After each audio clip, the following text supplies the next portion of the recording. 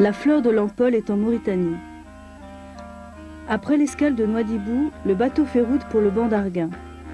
C'est un ensemble d'îles et de bancs de sable à peine recouverts à marée haute.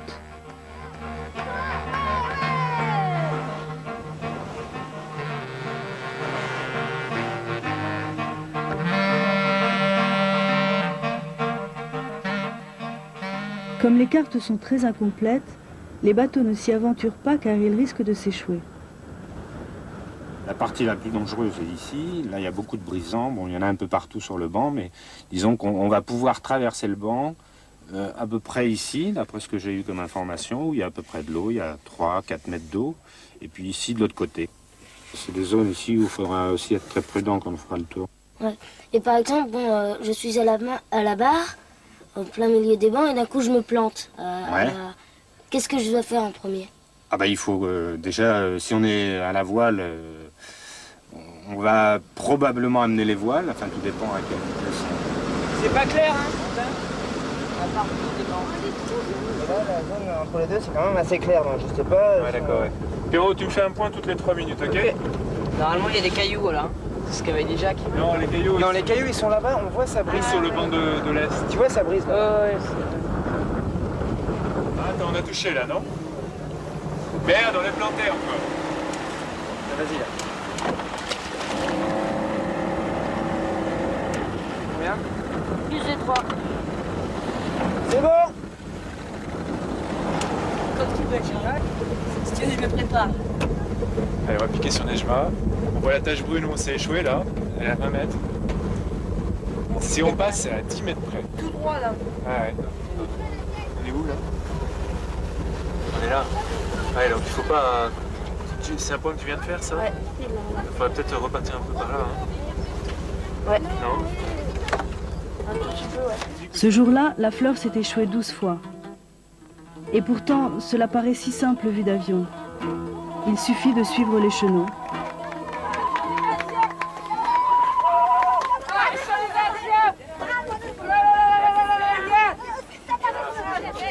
La fleur a jeté l'ancre devant Agadir, dans l'île d'Arguin. Les hommes étaient partis à la pêche et les femmes sont montées à bord avec leurs enfants.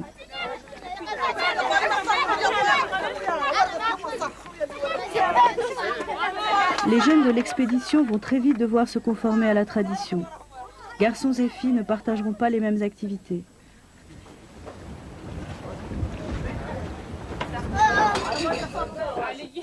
Le village a été fondé il y a 50 ans par une femme qui en est devenue le chef. La population actuelle est constituée de ses 6 filles, de leurs maris et de leurs enfants.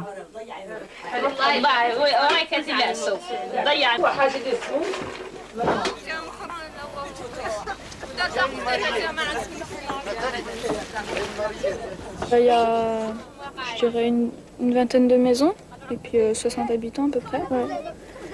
Ils nous ont aidés à monter la tente. Moi, je ne m'attendais pas à tant d'hospitalité. Il y a beaucoup de petits-enfants et peu d'adolescents de notre âge. Sinon, dans la journée, il n'y a que les femmes au village. Donc, elles boivent le thé, elles font du thé, ça prend beaucoup de temps. Elles discutent beaucoup, elles s'occupent de leurs enfants. Puis quand les pêcheurs reviennent, elles trient le poisson. Les femmes que je rencontre ici, c'est pas du tout l'image que je me faisais des femmes musulmanes. Elles sont hyper vives, gaies, toujours en train de rire. Moi, j'avoue que j'ai jamais, je sais pas pourquoi, j'ai jamais réalisé qu'il y avait des femmes dans ces villages parce que à chaque fois qu'on parle des Imragen, c'est la pêche avec les dauphins et c'est les hommes, quoi. On voit toujours les hommes. J'ai jamais pensé à la place de la femme dans ces villages. Il y a une femme qui voulait pas qu'on aille voir l'arrivée des hommes en lanche parce qu'elle avait peur que son mari, en voyant des blanches, tombe amoureuse et elle était jalouse. Alors elle a dit à une autre femme, non, faut pas qu'elle aille à l'arrivée des lanches, je veux pas que mon mari les voie. Dès le retour des pêcheurs, le poisson est partagé entre les familles du village. Les femmes le préparent pour le séchage.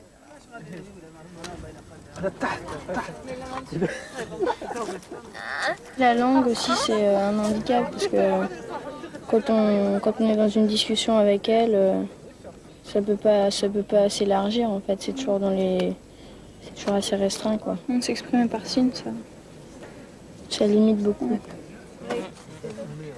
Le village n'a pas d'électricité et le séchage est la seule façon de le conserver. Le poisson est la base de l'alimentation des Imragen, c'est aussi leur seule richesse. Ils en gardent pour le vendre à Nouadhibou afin de pouvoir acheter du riz et du thé, mais ils trouvent de moins en moins d'acheteurs. Ça crapaud un peu, je pense que ça va casser.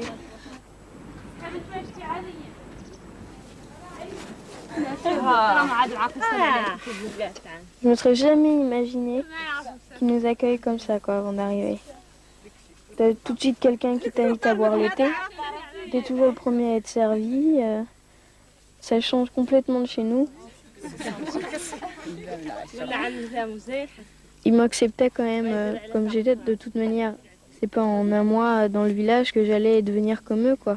Mais bon, ils comprenaient quoi. Ils râlaient pas parce que je mettais pas mon voile ou je me voilais pas le visage. Ils donnent tout comme si c'était normal. Ils deviennent vraiment les serviteurs.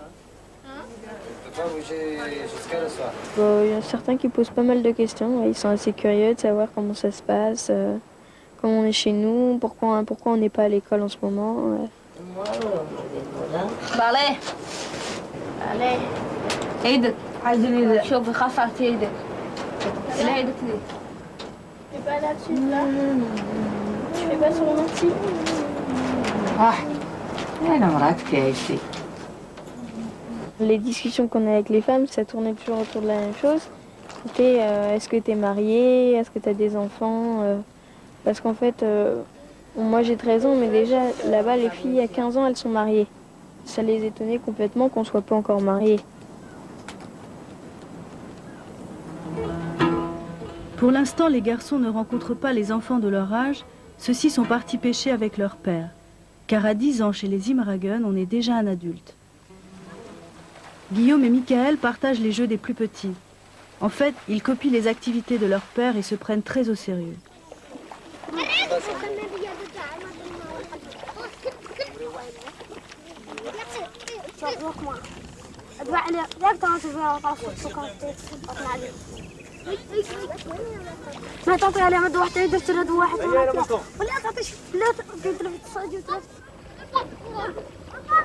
Dans toute l'Afrique, les jouets sont trop chers et les enfants récupèrent tout ce qu'ils peuvent. Un reste de sandales, un morceau de plastique et une régate s'improvisent.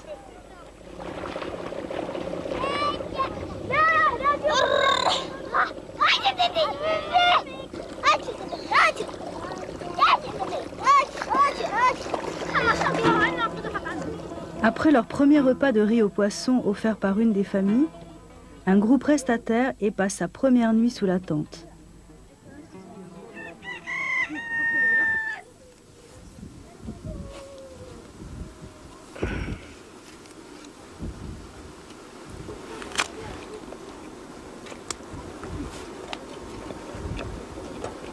Super bon. En fait, quand on m'a dit poisson sec, j'ai cru que ça allait être beaucoup plus fort, mais en fait, non, c'est bon, c'est doux. Mulet séché et thé mauritanien, c'est le petit déjeuner au village. À midi et le soir, le menu est le même, avec du riz en plus. Pour les Imragen, le poisson, ce n'est pas seulement de la nourriture, mais c'est aussi un médicament. Faute d'huile de foie de morue, ils préparent de l'huile de tête de mulet. Là, elle fait bouillir les têtes de mulet dans de l'eau pour faire de l'huile à la surface. Et après, elle ramasse tout avec un gros coquillage, tout l'huile. Puis elle garde ça, il paraît que c'est bien pour la santé. Tu as goûté ça? Ouais, c'est infâme. Mais t'as goûté ça pourquoi? Parce que j'étais malade, on m'a dit de boire ça.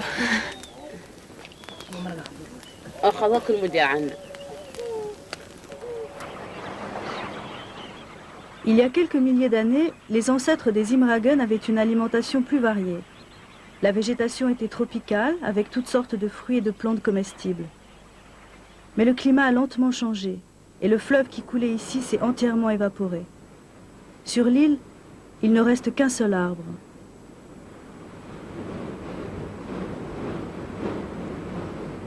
Là, on est à côté de l'ancien puits, mais ça fait 3 ans qu'il est desséché. Puis quand ils ont fait le puits, ils ont planté un arbre en même temps. Ça doit faire il y a très longtemps parce que il est vieux, il a au moins 50 ans je pense. Maintenant ils importent de l'eau de Nouadhibou, ils en prennent 7 tonnes par mois. Ça fait à peu près 3 litres par personne par jour. C'est pas énorme pour vivre dans le désert.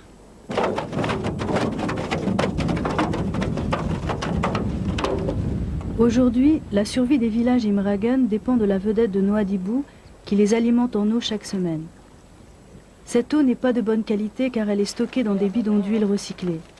Quand on rentre au bateau, nous on est bien contents après un séjour à terre où on n'a jamais pu se laver quoi, de passer un petit coup au savon. On se lave toujours à l'eau de mer pratiquement, sauf pour les dents où on a le droit de prendre de l'eau douce. Puis ça nous habitue à faire attention à l'eau douce.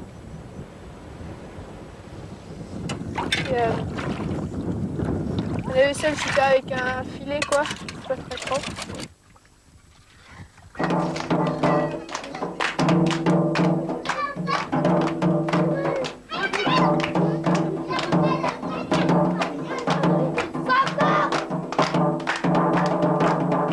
Moi j'ai trouvé ça assez magique, d'abord parce que moi j'aime beaucoup cette musique.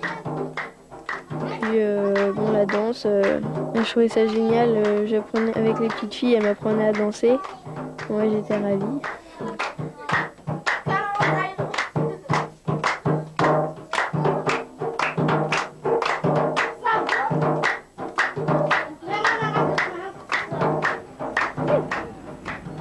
Malgré la difficulté de vivre dans le désert, toute occasion est bonne pour faire la fête.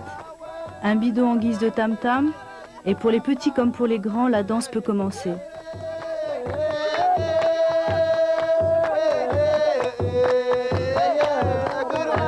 Dans les villages en France, il n'y a pas les gens qui se réunissent comme ça un soir, enfin tout naturellement, qui se réunissent, qui vont s'asseoir en rond, puis qui se mettent à chanter comme ça et à faire du tam-tam.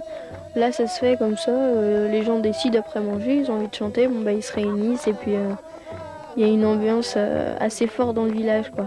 J'ai l'impression que c'est tout le temps la fête un peu. C'est assez gai, les gens rigolent.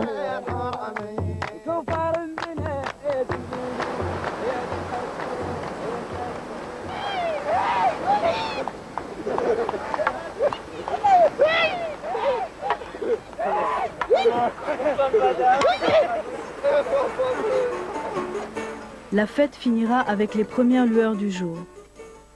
Alors, les grands embarqueront pour une nouvelle journée de pêche.